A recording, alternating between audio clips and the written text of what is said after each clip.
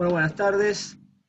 Eh, Soy el doctor Adolfo Cordoñer, les doy la bienvenida como director médico de UMOL. Para quien no nos conoce, somos un portal de medicina ortomolecular online, donde además de hacer consultas, hacemos asesoramientos a profesionales del área de la salud, como así también hacemos capacitaciones online. En el día de hoy, entonces, vamos a hablar un poco, como una introducción a hormonas idénticas, ya que vamos a hacer un curso en el mes de enero, pero hay mucha confusión acerca de esto, entonces quería poder compartir con ustedes algunas cosas y poder charlar con ustedes. Al final vamos a poder hacer preguntas para poder charlar un poco y poder clarificar algunas cuestiones. Eh, Antes que nada, vamos a aclarar que las hormonas, en realidad, son mensajeros químicos, ¿no es cierto? Son sustancias que son secretadas por una glándula, un tejido endocrino, y luego van a hacer su efecto en un tejido diana, pero van a actuar sobre receptores. Y según donde actúe, la hormona puede ser autócrina, o sea, que actúa sobre la misma célula, parácrina, que actúa sobre una estructura vecina, o endocrina, cuando pasa la sangre y luego de ir por la sangre, generalmente asociada a una proteína transportadora, llega al órgano diana. Entonces, eh, vamos a un tema interesantísimo, que no es una cosa aislada como cuando yo estudié, que bueno, hormonas era una cosa, inmunidad era otra, neuro era otra. Bueno, hoy se habla de neuroinmunoendocrino, que es, a ver, creo que hay un micrófono abierto y eso nos da mucho eco. Si lo puede alguien apagar, muchas gracias. Bueno, y estamos viendo que hay una interrelación, es decir, vemos que el cerebro tiene mucha relación a través de sus neurotransmisores con las células inmunes y estas por sus citoquinas con el cerebro, que el cerebro está relacionado como el eje que todos sabemos, hipotálamo, hipofisiario, adrenal, es decir, hay un eje endocrino, o sea, con las hormonas y con los neurotransmisores. A su vez, las hormonas interfieren en la inmunidad y la inmunidad interfiere en las hormonas. Y a su vez hay algo más que se agrega a todo esto, que es además el aspecto clave, que es la función del intestino, que ahora luego vamos a ver. Entonces vemos que por un lado el medio ambiente va a actuar, y va a actuar el medio ambiente en gran escala, porque a través del estrés, de la cronodirrupción, va a actuar en el sistema nervioso, a través de eso llega al hipotálamo, a la hipófisis y al eje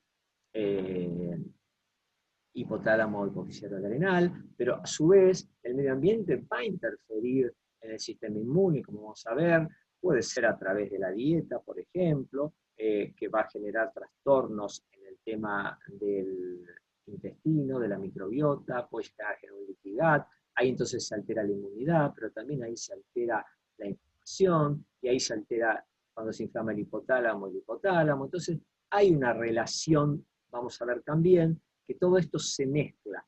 Entonces hay un eje neuro, inmuno, endocrino, y que también lo vamos a tener que asociar después con el tema de la inflamación, con el tema de la microbiota, y es más complejo aún que esta tríada que se habla en todos lados.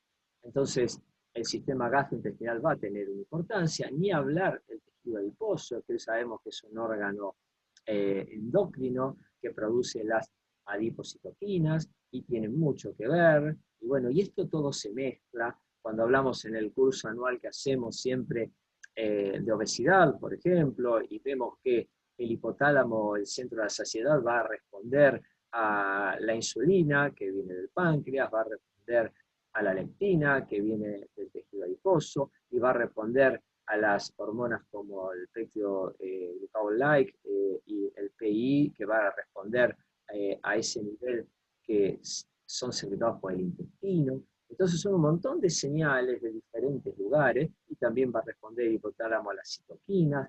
Bueno, entonces se genera toda una interrelación que es mucho más compleja.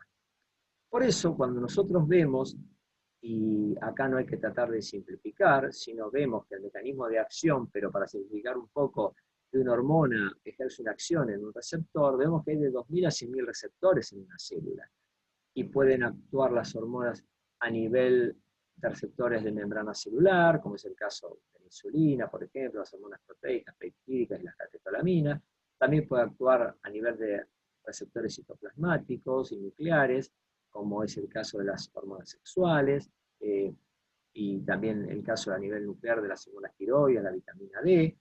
Entonces, así vemos que hay una clasificación, entonces, que podemos ver que según la hormona, según el mecanismo de acción, va a actuar en diferentes receptores. Como dijimos, receptores intracelulares, bueno, las hormonas sexuales, como andrógenos y estrógenos, los corticoides, los mineralocorticoides, la vitamina D, la hormona tiroidea, hormonas que van a actuar a nivel de receptores de membrana, y bueno, tenemos que estas pueden ser con segundo mensajero tipo AMP cíclico, como el caso de las catecolaminas, la CTH, la FSH, el glucagón, la LH, la paratormona, y en el caso de y la TSH, en el caso del segundo mensajero tipo GMP cíclico, sería el óxido nítrico, el péptido natriúrico atrial, y con segundo mensajero tipo la calmodulina y el fosfatidilinositol fosfato sería la angiotensina, la oxitocina, la TRH.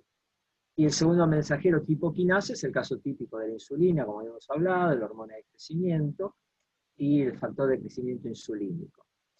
Entonces, vemos, para sintetizarlo y recordarlo, que la célula entonces, en el caso de las endócrinas, no en el caso de las parácrinas y autócrinas, sino en la célula de la glándula endocrina se produce la secreción de la hormona, viaja, y va a llegar a un órgano blanco donde actúa a nivel de un receptor, que puede ser un receptor de membrana, como dijimos, o un receptor intracelular que se va a desacoplar generalmente de una proteína de choque térmico y va a actuar en el núcleo a nivel de los elementos de respuesta hormonales del ADN.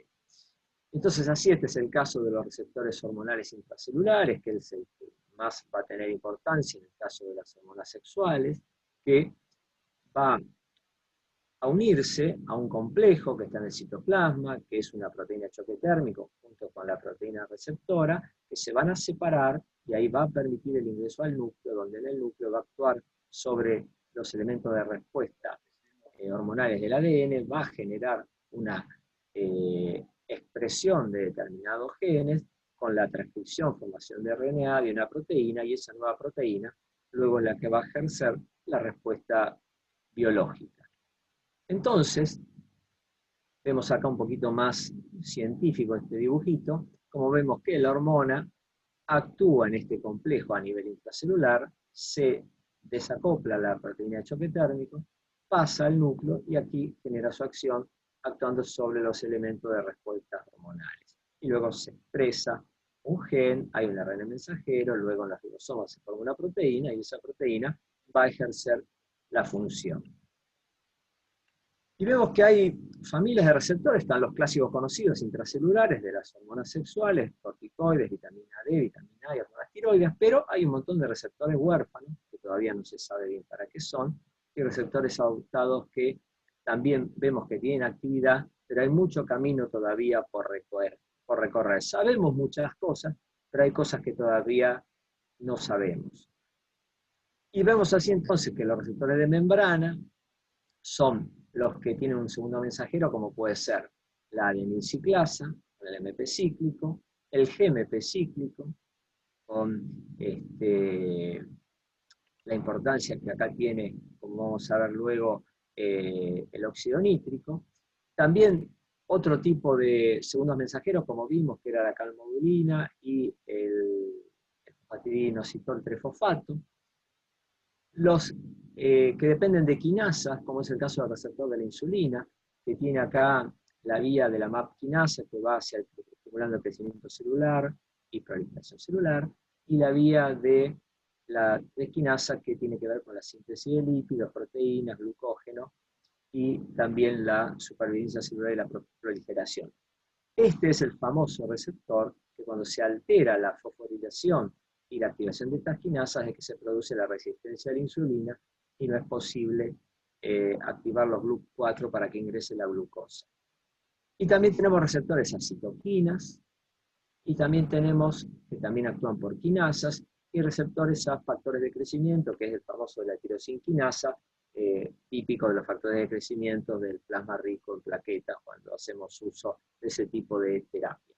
Entonces, bueno, habiendo hecho el repasito de los receptores, nos damos cuenta que esto es un tema un poco más complejo, no es tan sencillo, tan simplista, que hay una hormona y actúa. Que vaya a actuar depende de un montón de cosas, ¿cierto?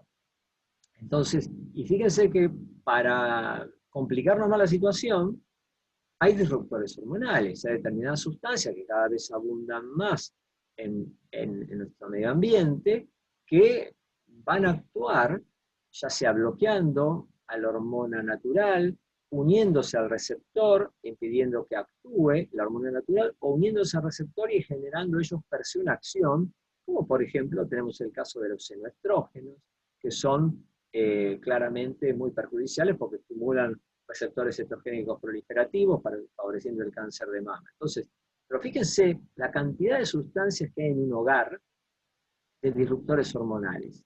Muy conocidos tenemos los bifenilos policlorados de los transformadores, pero en los aislantes térmicos, en los estabilizadores, pero también están las pinturas, en los extinguidores, bueno, y tenemos un sinnúmero de sustancias en nuestro hogar. Entonces, lamentablemente, esto hay que tenerlo en cuenta cuando uno va a abordar un paciente y hay que hacer una muy buena evaluación del terreno.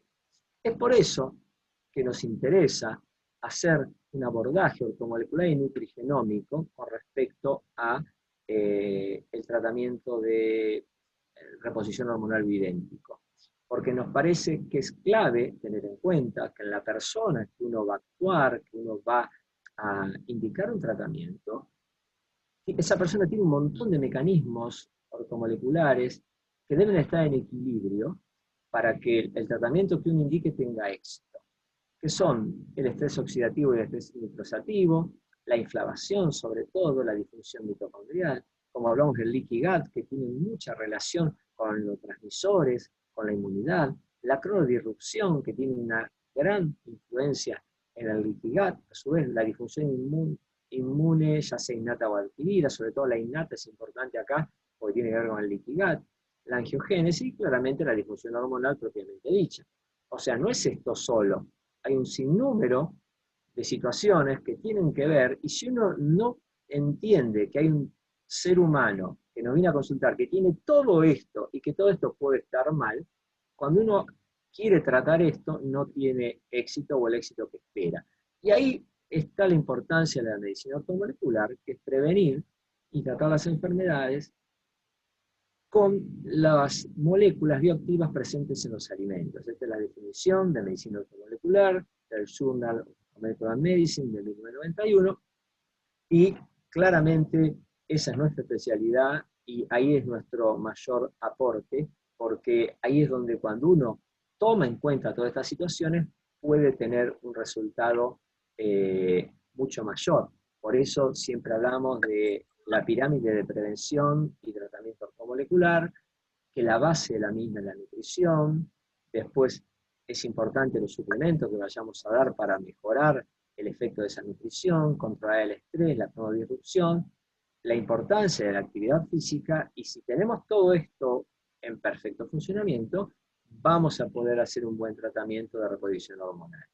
Y fíjense que uno rápidamente en una consulta tiene una idea de cómo está esa pirámide de tratamiento ortomolecular y dónde uno tiene que intervenir. Por ejemplo, yo con la nutrición en un interrogatorio, según cómo come el paciente, yo ya sé si ese paciente tiene estrés oxidativo o nitrosativo, si tiene una dieta muy rica, por ejemplo, en grasas omega 6, en grasas saturadas, en hidratos de carbono refinados, yo sé que va a tener estrés oxidativo, sé que va a tener inflamación, sé que si no come fibra va a tener leaky gut.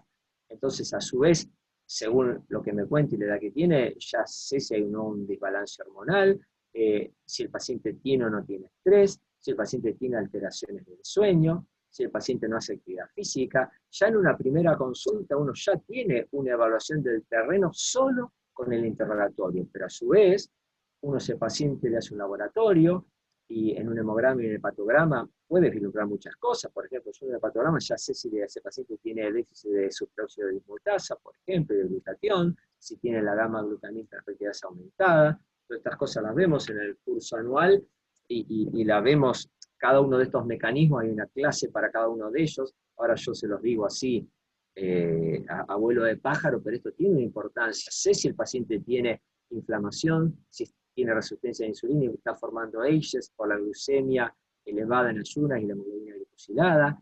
Sé si tiene dislipemia, sé si el paciente tiene resistencia a la insulina hepática con triglicéridos HDL elevados, sé si tiene un trastorno en la metilación porque está la hemocisteína elevada, que puede tener déficit de vitamina B12 y ácido fólico B6, sé si tiene inflamación silenciosa, si tiene la PCR elevada por encima de 3, sé si tiene déficit de magnesio, y el magnesio a mí me habla de déficit bioenergético, porque interviene en 300 reacciones como cofactor para la producción de energía. Si tiene déficit de hierro, entonces ahí me va a afectar el estrés oxidativo por la falta de catalasa. Si tiene déficit de vitamina D y de vitamina B12, que son nutrientes críticos, y eso tiene mucho que ver con la inflamación, ya que la vitamina D es un estimulante del IKK-beta que inhibe el factor de transcripción genético inflamatorio, que es el NF-kappa-beta, y a su vez el déficit de vitamina B12 me habla de alteración de la metilación y aumento de homocisteína, y la importancia de la TSH, el sulfato de DEA, para ver si hay disfunción tiroidea, adrenal, bueno, y si hay disfunción sexual, o disbalance hormonal sexual con estrógenos, progesterona y testosterona. Entonces, fíjense, como un laboratorio común uno puede sacar un montón de cosas, y entonces ahí uno ya trabaja con la pirámide, pero fíjense, uno no hace solo una fórmula personalizada hormonal, como haría cualquier médico con no visión ortomolecular. Uno con una visión ortomolecular va a dar una dieta antiinflamatoria, va a dar suplementos, como vamos a ver, con omega 3, con polifenoles, melatonina, vitamina D, va a controlar el estrés y modular el desbalance hormonal a través del estrés, va a indicar actividad física y, si es necesario, va a hacer quelaciones para eliminar metales pesados. Entonces, no es solo dar qué doy, qué gel doy, no, hay un montón de cosas que hacen al éxito de ese gel.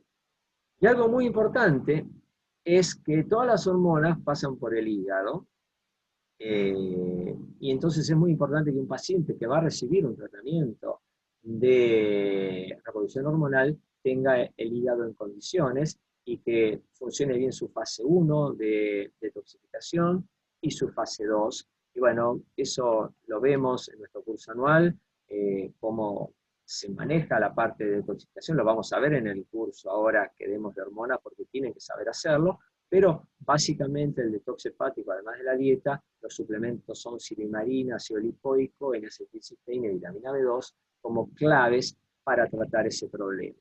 Pero una cosa fundamental, como dice el doctor Jaldín, es la inflamación crónica. La inflamación crónica silenciosa, como vemos acá, que es la inflamación de bajo grado que no se ve, pero que es la causa subyacente de todas las enfermedades crónicas, como así también algo que se ve a nivel microscópico, a nivel celular, pero este cuerpo en llamas por dentro es lo que lleva a la enfermedad cardiovascular, al cáncer, al Alzheimer y un montón de enfermedades autoinmunes y crónicas. Y esto lo vemos nosotros haciendo un análisis, por ejemplo, un perfil de inflamación celular, donde medimos ácido araquidónico y EPA, y vemos que este paciente tiene un perfil de 42, cuando el perfil normal es de 1 a 3.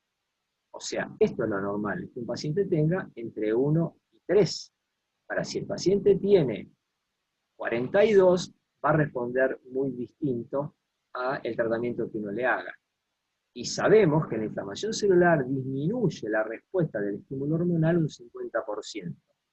¿Y eso por qué es? Y bueno, porque hablamos de que había receptores, y fíjense que la membrana celular está compuesta por una discapa lipídica, por proteínas transportadoras y proteínas receptoras, y fíjense este trabajo de New England, que interesante, que cuando la composición de la membrana es toda de omega 6 y grasa saturada, no es lo mismo la respuesta cuando hay omega 3 en esa membrana. Y fíjense, un paciente asmático, es un trabajo en New England de 2016, ante un estímulo, la respuesta, cuando actúa la fosfolipasa A2 a nivel de esta membrana, liberando el ácido araquidónico, va a ser una respuesta exageradamente inflamatoria, y este paciente tiene una respuesta de un broncoespasmo severo. Mientras que cuando la membrana está compuesta equilibradamente por omega 6 y omega 3, que debe ser generalmente 1 a 1, 3 a 1, 4 a 1 como máximo, 4 de omega 6 y 1 de omega 3, la respuesta es una respuesta no tan inflamatoria. Y eso es lo que vemos que está ocurriendo hoy con el coronavirus. Vemos que hay pacientes que responden mal. ¿Y por qué es? Y bueno, porque hacen una respuesta inflamatoria exagerada, que sería esto, y esa respuesta exagerada es lo que los lleva al fallo pulmonar, al estrés respiratorio, es la famosa tormenta de citoquinas. ¿De qué depende que uno tenga o no tenga esa tormenta? Bueno, de la composición de la membrana celular de los 100 billones de células que tenemos en nuestro organismo. Porque cuando uno tiene una composición hormonal que aumenta la liberación exagerada de ácido araquidónico, se va a estimular el factor de transcripción en NF-kappa beta, que va a ser el que va a generar la respuesta inflamatoria, el cual también va a ser estimulado por la grasa saturada, estimulando los receptores Toll-like, como si también los ACEs, los hidratos de carbono refinados, que van a actuar luego esos ACEs que se ponen de manifiesto por el exceso de hemoglobina glicosilada en los receptores RAGE y estimulan también el NF-kappa beta. Y vemos que no solo el coronavirus, o sea, microbios, bacterias, virus, que son patrones moleculares asociados a patógenos, sino también ataques estériles, patrones moleculares asociados a daño, pueden gatillar esta inflamación. Y esto estéril es sustancia, como puede ser, por ejemplo, el gluten, como puede ser la caseína de la leche, como puede ser una isquemia, una hipoxia, o sea, diferentes estímulos nos llevan a este cuadro inflamatorio.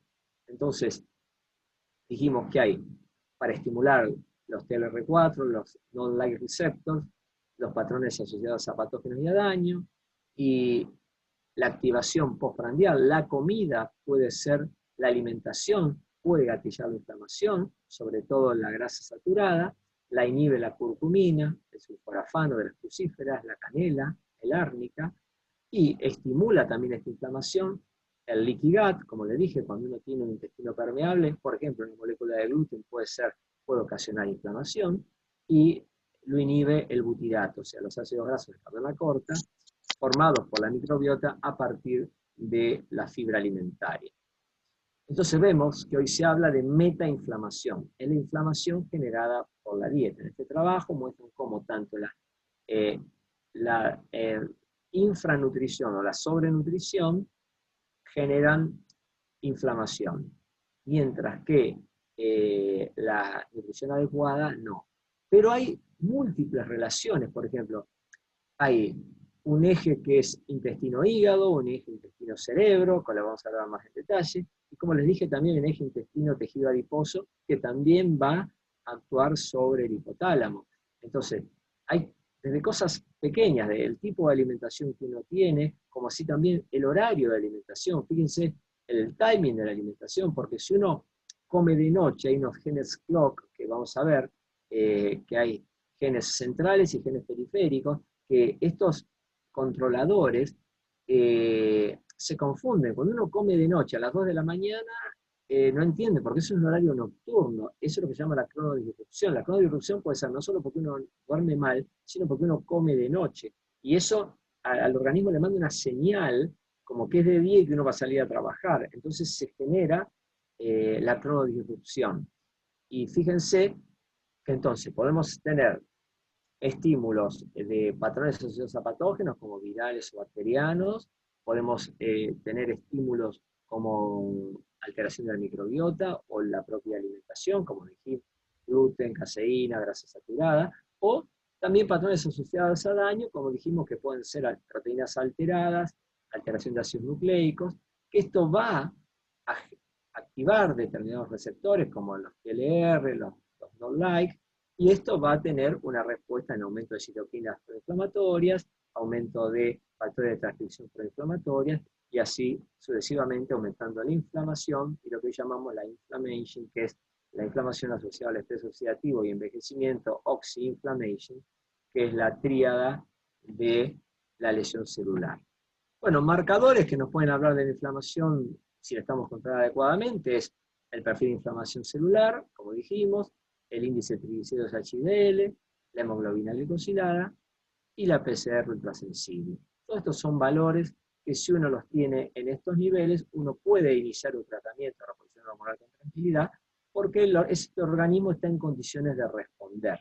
O sea que el perfil de inflamación está entre 1 y 3, que el triglicérido HDL sea 1 o menos de 2 por lo menos, hemoglobina glicosilada alrededor de 5, de 4,8 a 5,2, y la PCR valor ideal 1. Y fíjense lo que hablamos de la cronodisrupción. Hay una relación muy importante entre el cerebro y el intestino.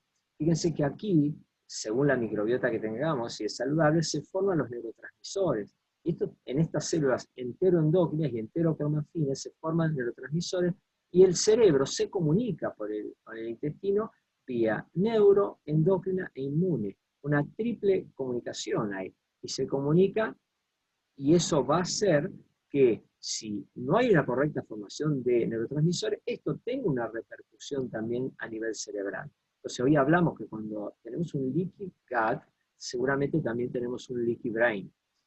Bueno, acá tenemos una fórmula, nosotros hacemos una clase de esto en el curso anual entera, y vemos que el leaky gut lo tratamos con glutamina, con zinc y con enzimas pancreáticas para reparar ese intestino perforado que está funcionando mal, y es como un colador y hace que haya una respuesta inmune permanente innata y un exceso de inflamación. Y a su vez el estrés, que altera la pared intestinal y altera a las 2 horas de estar padeciendo estrés, ya se altera el intestino y nos lleva a un leaky gut, lo vamos a modular con adaptógenos como la rhodiola, el ginseng, el magnesio, el 5-hidroxitriptofano, la tianina, la vitamina B6. Tenemos maneras de forma ortomolecular de modular. Esto lo vamos a ver en el curso de hormonas viventes que vamos a dar en enero.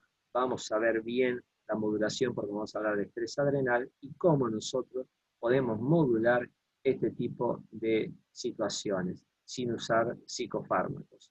Entonces lo que les comentaba, que hay una triple comunicación. El cerebro se comunica directamente con la microbiota, pero también la microbiota se comunica con la pared intestinal, y la pared intestinal se va a comunicar con el cerebro.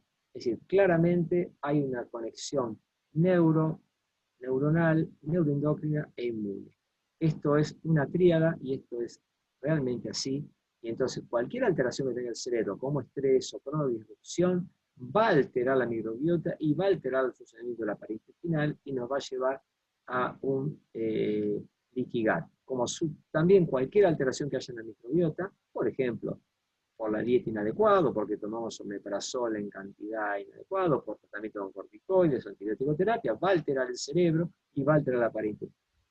Entonces, claramente esto está interrelacionado.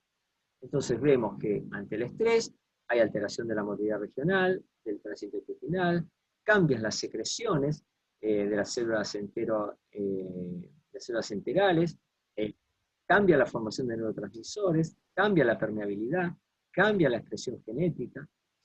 Y entonces acá tenemos dos veredas para pararnos. O nos paramos con una visión reduccionista de la medicina y apostamos todo a un pleno, que es decir, bueno, yo apuesto todo a una cirugía, o apuesto todo a un fármaco, y eso es lo que se trata de publicitar con los laboratorios para que los médicos tengan esa corriente y hagan eso nada más, porque es lo que da dinero, ¿no es cierto? Da dinero, por ejemplo, poner un pellet y da dinero recetar determinada sustancia, pero si uno tiene una visión holística de la medicina y entiende que todos esos mecanismos están en juego, que todos esos mecanismos son los responsables de que uno responda o no, lo primero que debemos apuntar es un estilo de vida saludable, y entonces ahí es donde entra en juego nuestra pirámide de prevención y tratamiento ortomolecular, que es la base de la nutrición.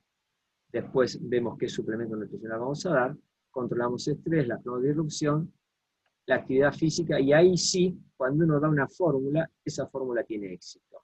Entonces, con la base de la pirámide, con la nutrición, vamos a aprender que vamos a tratar estrés oxidativo, nitrosativo, difusión mitocondrial, inflamación, microbiota, detox hepático, inmunidad. Todo eso solo se puede mejorar con la nutrición.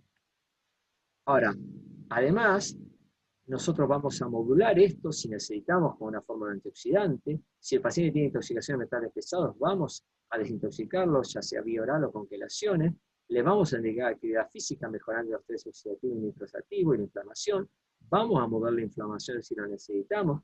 Vamos a modular el detox hepático como les enseñé con silimarina, N-acetilcisteína, vitamina B2 y ácido tiótico. Vamos a tratar el liquigal con zinc, con glutamina, con enzimas pancreáticas, y vamos a modular el estrés y la cronodirrupción con L-teanina, con vitamina B6, con magnesio, con melatonina. O sea, todo eso lo vamos a hacer si lo necesitamos, además de la nutrición. Y en el caso de la inflamación, la vamos a tratar como corresponde, con las 3R, vamos a reducir la inflamación con una dieta antiinflamatoria, vamos a resolver la inflamación con omega 3 de calidad, y vamos a reparar el daño generado por esa inflamación, por ejemplo, con un polifenol como puede ser el maqui verde. Entonces, la base es lo que dijo Hipócrates: no dañar al paciente, que tu alimento sea tu medicina, y que todas las enfermedades empiezan en el intestino. Más actual imposible. Entonces, esto es lo que hacemos, las 3R: reducir inflamación, resolver con omega, reparar con polifenoles. Más que una dieta en la cual uno debe sacar cosas, hay que agregar. Este estudio de Lancet habla que las principales causas de muerte están dadas por la dieta, pero no por lo que uno come que le hace mal, sino por lo que uno deja de comer, que es la fibra alimentaria de los granos integrales, frutas, verduras, frutos secos y legumbres. Este estudio de casi 30 años de seguimiento de Lancet de 2019 habla claramente que fueron 500 investigadores de 300 universidades, que lo que más afecta a la salud es lo que uno deja de comer. Entonces tenemos que llevar a nuestro paciente una transición nutricional para que coma las cosas que son saludables, que son antiinflamatorias, que es aumentar el consumo de fruta, de verdura, alimento integral y legumbres, y bajar el consumo de grasa saturada, proteína animal, disminuir el consumo de alimentos light, alimentos procesados y ultraprocesados. Eso es claramente lo que va a beneficiar a nuestro paciente. Entonces, además de bajar el exceso de grasa omega 6, grasa saturada, carbohidratos refinados y exceso de calorías, le vamos a dar un suplemento como omega 3 y polifenoles. ¿Por qué omega 3? Porque el omega 3 vamos a ver que es antiinflamatorio, pero además resuelve la inflamación.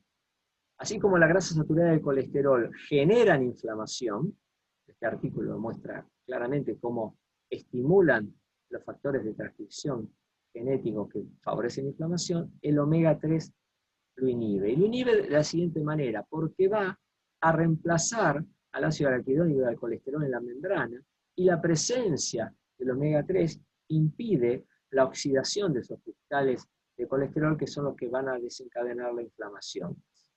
Lo mismo ocurre con el DHA.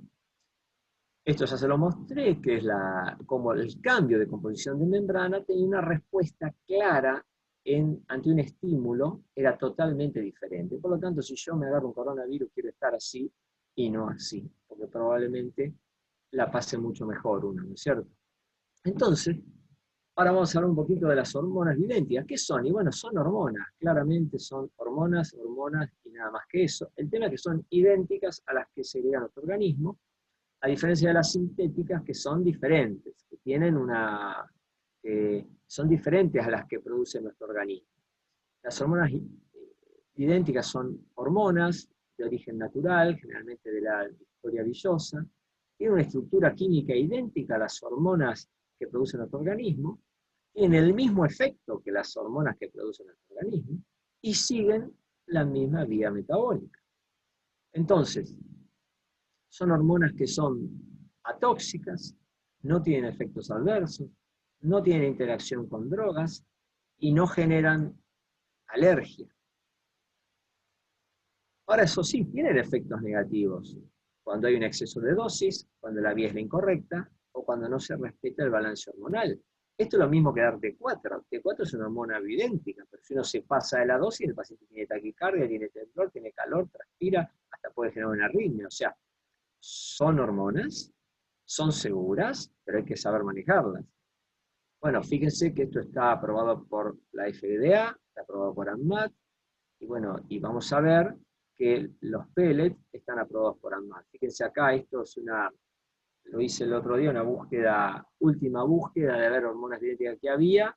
Hay 185 resultados en PubMed, y con respecto a los pellets de testosterona, hay 1864 artículos. Entonces, lo importante cuando uno hace un tratamiento, que lo que vamos a aprender en el curso, es llevar a los niveles hormonales a los niveles óptimos, que es fundamental para tener salud y para tener calidad de vida. Porque cuando uno tiene las hormonas por debajo del valor normal, se acelera el envejecimiento, se acelera la aparición de patologías, y sobre todo patología cardiovascular, urogenital, osteoarticular, del sistema nervioso, se altera la reparación tisular dérmica. Entonces, acá vemos en este trabajo que el uso de estrógenos en la mujer, vemos que mejoraba todos los cambios fisiológicos relacionados con el climaterio. Y esto es lo más interesante, es un artículo, es un metaanálisis de 27 estudios, donde muestra que la terapia de reemplazo hormonal idéntico, hecha en mujeres menores de 60 años o menos de 10 años de haber terminado su menstruación, disminuye un 28% la mortalidad. Entonces, uno hacer terapia de reemplazo hormonal idéntico es dar un beneficio muy grande a la mujer. Estamos bajando un 28% de su mortalidad. Y vemos que en el hombre comienza el declínio hormonal a los 35 años, bajando la testo, la DEA, la hormona de crecimiento y la melatonina, y una segunda bajada importante de la testosterona a los 55 años. En la mujer a los 35 empieza a bajar la melatonina, la DEA, la hormona de crecimiento, a los 40 empieza a bajar la progesterona, lo que genera una dominancia estrogénica, un predominio de estrógenos de los 40 a los 50, y a los 50 bajan los estrógenos y la testosterona. Entonces, las hormonas bioidénticas no aumentan el riesgo de cáncer, no aumentan el riesgo de enfermedad cardiovascular, y deben ser administradas por la vía correcta. O sea, todo lo contrario, bajan el cáncer y bajan el riesgo cardiovascular. Pero ojo, cuando uno da hormonas sintéticas que no son bioidénticas, esto es metabolizado por el hígado, que genera metabolitos intermedios, se puede acumular en el organismo y puede provocar cáncer. Entonces no es lo mismo una hormona bioidéntica que una hormona sintética. Fíjense, esto es una hormona bioidéntica, es igual al estradiol. En cambio, un fitoestrógeno, que es muy útil, que se dan, que vienen de las hojas sobre todo, son igual prácticamente, parecido digamos, y tienen un 10 a 20% de la acción, o sea, tienen 10 veces menos actividad que la hormona. Pero en cambio, una hormona sintética, como el estradiol, tienen el doble o 2 veces y media más de acción. Es totalmente distinta a la hormona natural, y entonces se acumula el hígado entonces asume que es una cosa rara, la va a metabolizar, va a generar metabolitos intermedios, y ahí es donde se puede producir el cáncer. Entonces, los déficits hormonales son hormona de crecimiento y melatonina, pregnenolona y DEA primero, luego las hormonas tiroides, cortisol, van a predominar, y al final bajan las hormonas sexuales, como son estrógenos, progesterona y testosterona. Pero todos estos déficits hormonales son los que vamos a ver en el curso, y algunos más. Entonces, los grandes síndromes son el hipotiroidismo, el estrés adrenal, la melatopausia, que esto es clave en la cronodirrupción, la dominancia estrogénica, la menopausia en la mujer con la baja de estrógenos y progesterona, y la andropausia en el hombre con la baja de testosterona. Bueno, en la mujer también baja la menopausia de la testosterona, y en ambos puede bajar la oxitocina, que tiene relación con la falta de orgasmo. También vemos que esto es clave, que hoy se está buscando utilizarlo, no solo los ginecólogos, sino los dermatólogos, porque vemos que el el déficit de hormonas genera un envejecimiento acelerado, entonces se está utilizando en estética. Fíjense como los dermatólogos, acá hay varios artículos que hablan que es seguro usar hormonas idénticas y están re preocupados por poder usarlas, porque realmente disminuye muchísimo las arrugas y el deterioro ocasionado por la edad. Entonces, en estética es clave los estrógenos, la progesterona, la testosterona y la DEA. Los estrógenos tienen mucho que ver con las arrugas, la progesterona con la celulitis, la testosterona con la masa magra y la masa muscular. Y la DEA vemos que hasta se produce directamente en la piel, cosa que, fíjense la importancia que tiene la DEA tanto en la medicina estética. Entonces los estrógenos vemos que aumenta la calidad del colágeno, el espesor de la dermis y epidermis, la protección de corajenocitos, la hidratación, la elasticidad, la vascularización de la piel, inhiben las metaloproteasas, que son las que van a generar la destrucción del colágeno y la elastina, son antioxidantes, antiinflamatorios, los estrógenos, disminuyen las arrugas, la progesterona en la piel aumenta los lípidos de superficie de la piel, la testosterona aumenta la producción de colágeno, complementándose con los estrógenos, y la DEA aumenta la hidratación, el grosor, la pigmentación, la producción de lípidos cutáneos, el brillo, e inhibe también a las metaloproteasas.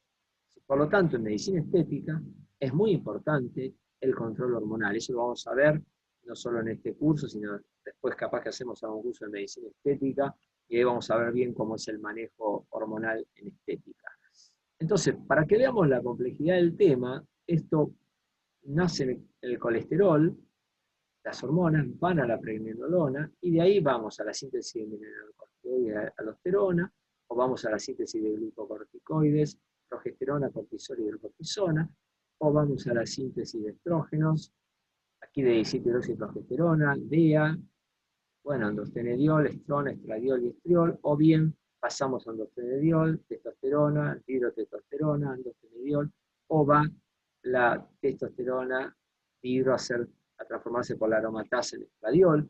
Como ven, es todo algo complejo e interrelacionado. Por eso vemos que, por ejemplo, cuando hay estrés, por ejemplo, aumenta la formación de glucocorticoides, se desvía la síntesis para acá, en desmedro de la producción de hormonas sexuales. Entonces vemos que hay una gran baja de la DEA, entonces es importante ver cómo está el cortisol y la DEA, porque ahí vemos que hay un déficit, y el déficit de DEA nos va a llevar a un déficit de testosterona y de estradiol.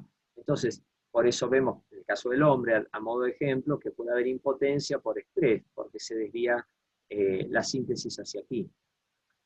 Y para terminar, para que hagan tranquilos el curso y vean que todo tenemos aval bibliográfico y esto es simplemente una introducción,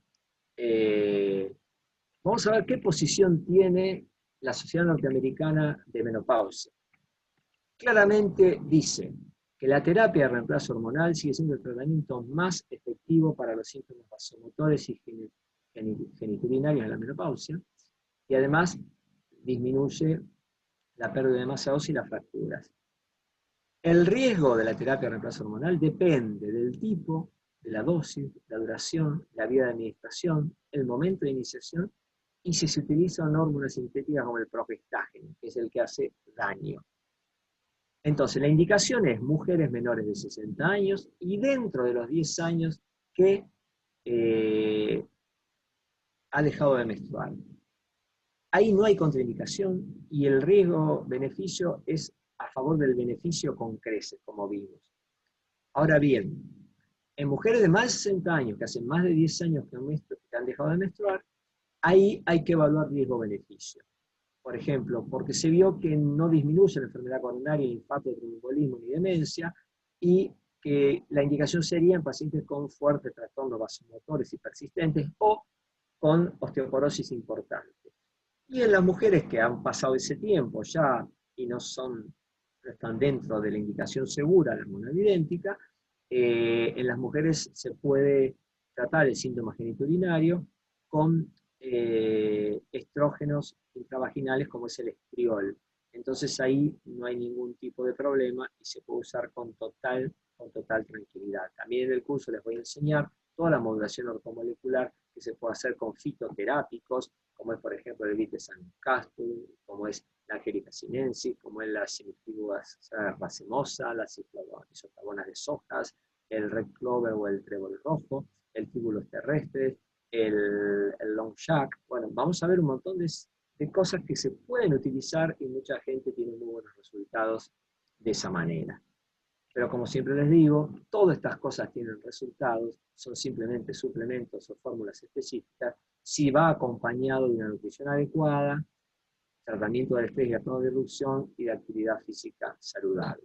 Bueno, les agradezco mucho, simplemente en un pantallazo para identificar un poco lo que es la hormona evidente y que no le tengan miedo, y que en mi caso personal pienso que todo esto tiene mucho éxito si uno hace un abordaje ortomolecular y nutrigenómico, que es lo que les conté un poquito de lo que es lo que hacemos medicina ortomolecular, además de hacer terapia de reposición hormonal bidéntica.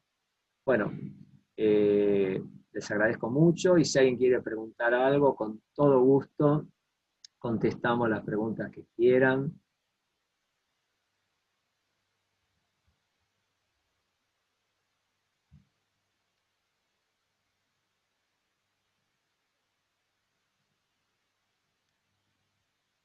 Bueno, si quiere alguien en el chat hacer una pregunta, con todo gusto, hace la pregunta.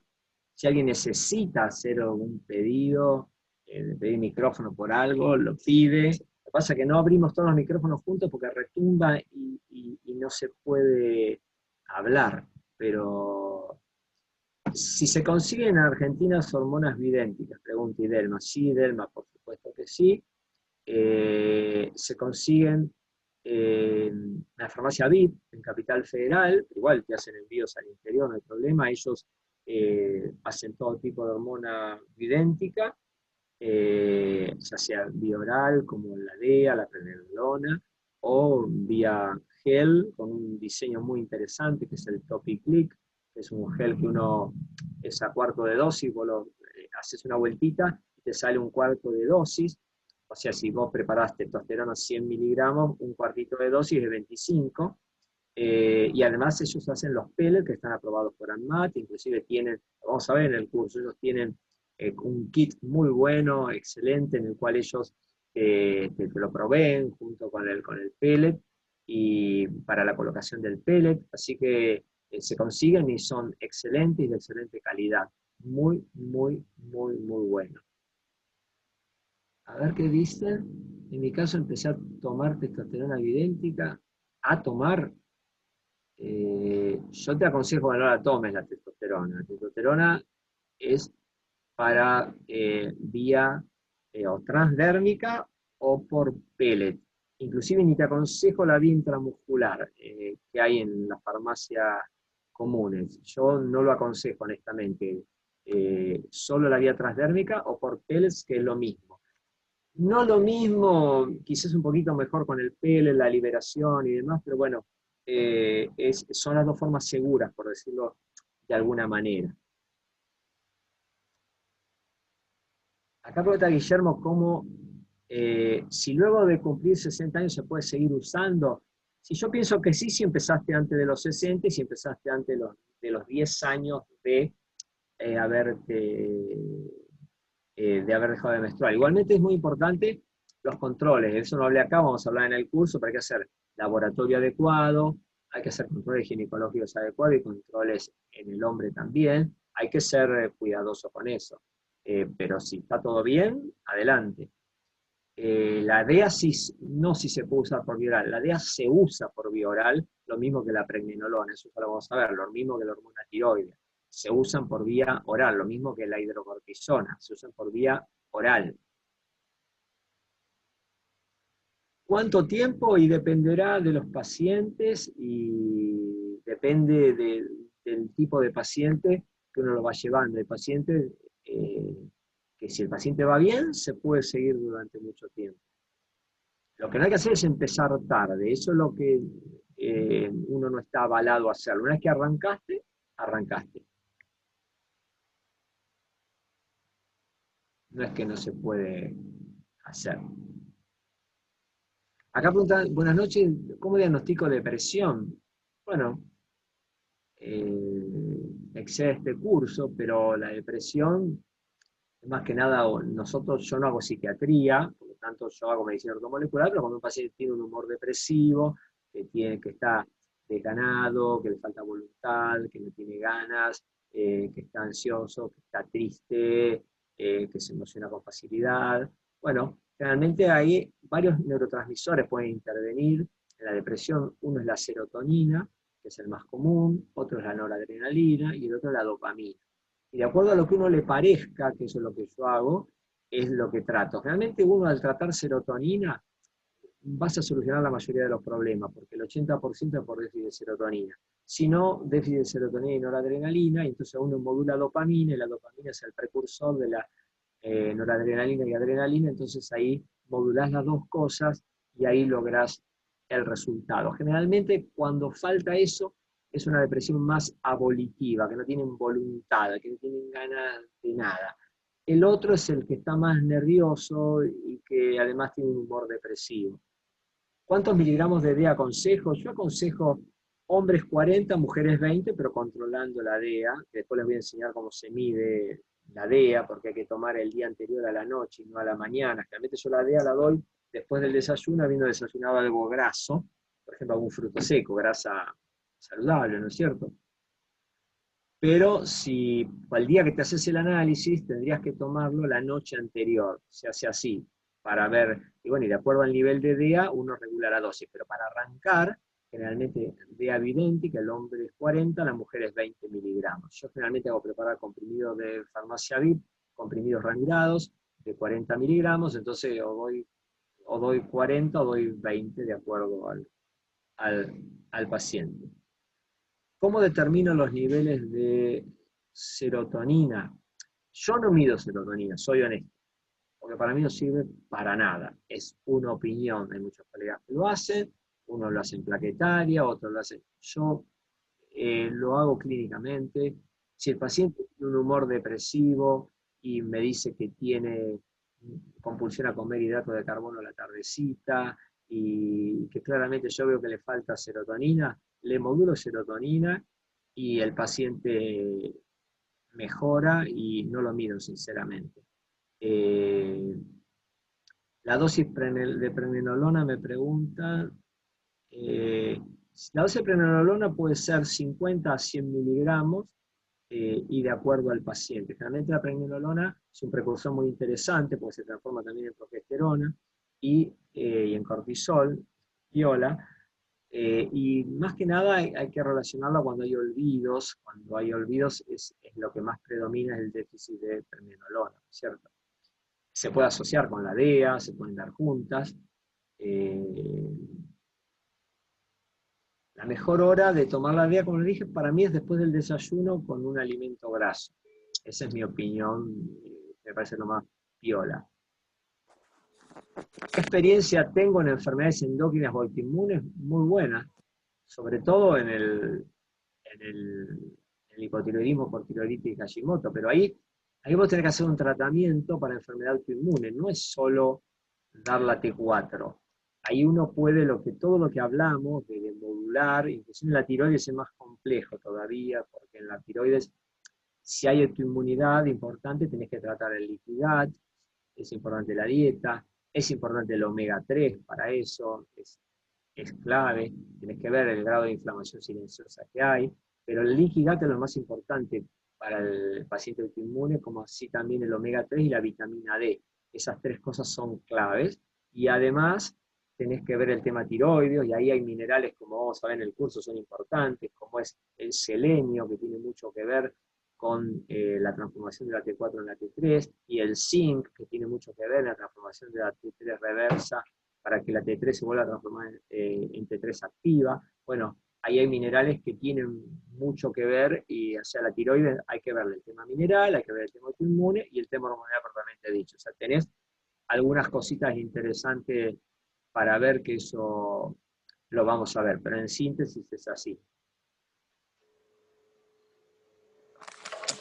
No los quiero embarullar mucho, porque a veces uno habla de cosas que vemos en un curso anual, pero esto lo vamos a tratar de acotar al tema de hormonas. Todo lo ortomolecular que rodea el tema hormonas. Ese es nuestro objetivo en este curso, y además que aprendan a manejar hormonas hasta un nivel ortomolecular. No nos vamos a poner a manejar cosas extrañas. Bueno, el paciente tiene una genesia de hipófisis. Bueno, no es el objetivo de este curso. El objetivo de este curso va a ser, en 3 días, poderle dar un manejo básico hormonal idéntico, y que el que hace este curso sale sabiendo cómo tratar hormonas. Después hay cursos muy buenos que se dan de todo un año para el que quiere hacerse recontra especialista en esto, pero con esto yo les aseguro que uno sale sabiendo dónde estar parado, qué hacer sin cometer errores, de manera segura y de manera práctica. Porque lo que a mí más me interesa es que el que hace un curso acá en OMOL, al otro día trabaje bien, seguro y tenga éxito. Ese es nuestro objetivo. Eso yo veo que me dicen, doctor, yo hice un curso con fulano de tal, yo hice un curso con fulano de tal, y no me animé todavía. Bueno, para mí es un fracaso el curso ahí. Para mí, si vos das un curso, le das las herramientas para que esa persona arranque. Bueno, son las herramientas iniciales. Después, si uno quiere saber mucho, hace un curso más grande. Hay cursos anuales con excelentes profesionales en nuestro país que lo pueden hacer, y uno, bueno, elige el camino de profundizar. Pero no puede ser que haga un curso uno y no salga sabiendo. Bueno, de este curso sí, porque es un curso, esto es una charla introductoria para que sepan de qué se trata, porque si no, no saben de qué se trata.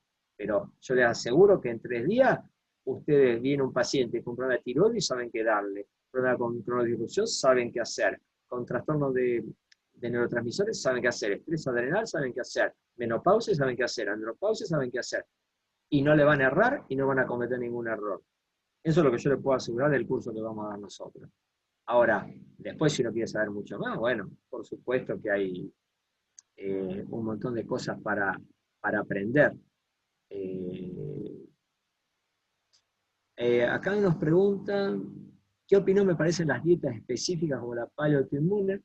No tengo ninguna opinión. Mire, yo pienso que todas las dietas, hay que ser amplio en eso. Yo tengo mi opinión, pero no importa mi opinión. Yo pienso que todas las dietas tienen lo que yo les mostré. Tienen denominadores comunes. Después, por una cuestión comercial, cada uno le va cambiando cosas para escribir su propio libro y hacer su propia quintita, pero todo el mundo coincide en que las grasas animales en exceso, la proteína animal en exceso, el gluten, la caseína de la leche, los hidratos de carbono refinados, todos los alimentos light, todos los alimentos procesados y ultraprocesados son los que hacen daño. Y cuando uno más natural coma uno grasa saludable, como dijimos, frutos secos, palta, proteínas bajas en grasas, coma frutos, vegetales, cereales integrales, legumbres, uno ahí, semillas saludables como lino, como chía, como sésamo, como zapallo, como girasol. Miren, lino altera, modula la aromatasa. Chía baja el colesterol y tiene omega 3. En el caso del sésamo, gran cantidad de calcio. En el caso de zapallo, girasol y sésamo aumentan la serotonina. Entonces, bueno, son todos alimentos que suman y que van bien. El otro día tengo el orgullo, por qué no decirlo, que una alumna de acá me mandó su análisis, ese análisis de inflamación. Solo con dieta, insisto, solo con dieta. Nada más. Es una médica de joven, 30 años, solo con dieta, un perfil de inflamación celular de 3,6. Solo con dieta. Un orgullo para nosotros. Así que el que hace una dieta saludable, probablemente no tenga que hacer más nada. O algún pequeño suplementito. Por eso le digo, y honestamente no sé qué dieta hace esa chica. Ha hecho estos cursos con nosotros, escuchado todo lo que escuchan ustedes, no tengo idea de lo que hace, pero veo el resultado.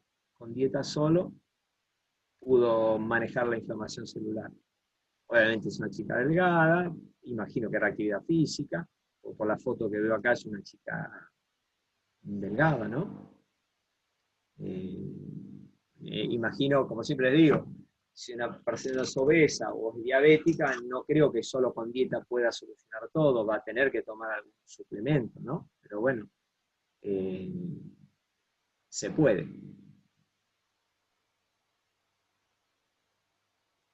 Bueno, a ver, no hay ninguna pregunta más. ¿Alguna pregunta más hay? ¿Algo que quieran saber? No se queden con dudas.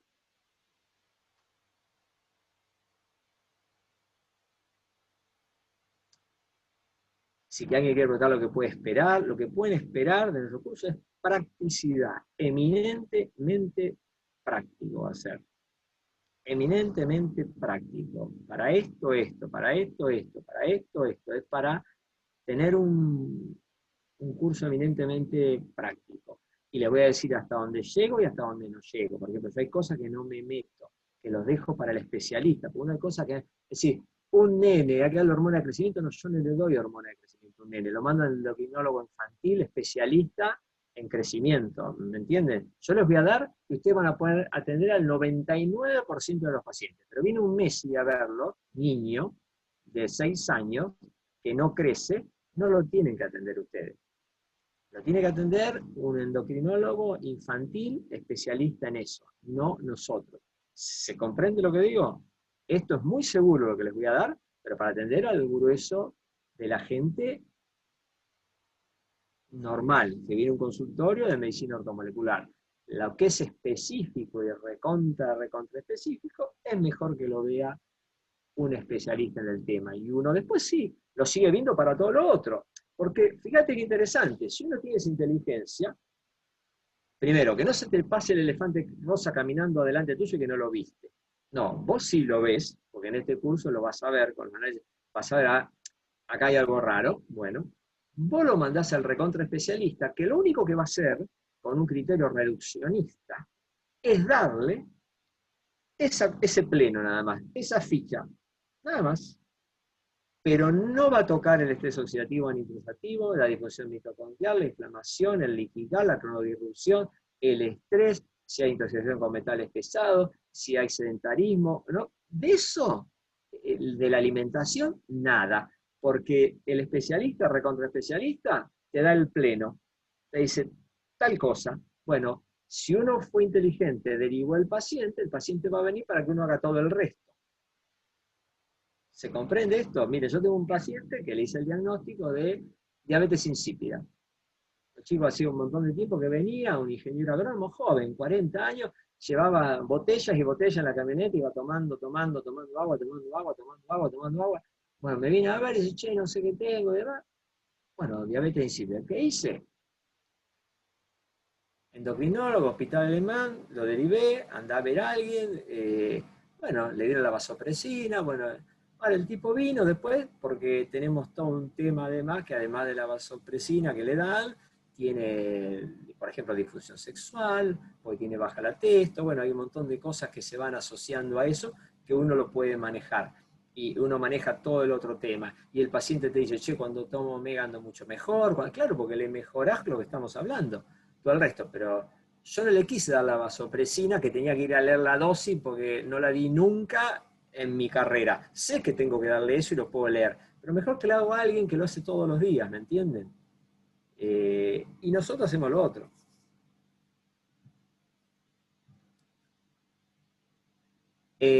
Sí, totalmente. Vamos a explicar cómo se hace la detox hepática y cómo se hace la quelación. Obviamente no vamos a dar un curso de quelación, porque el curso de quelación es un curso de quelación, pero de todas maneras sí vamos a explicar sucintamente cómo se hace.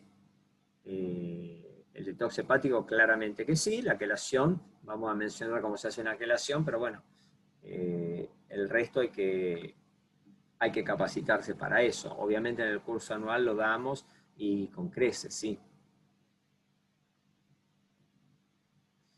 Bueno, espero que haya sido claro esto, que no les haya metido mucho lío en la cabeza y que les haya gustado tener una mirada ortomolecular y nutrigenómica del tema.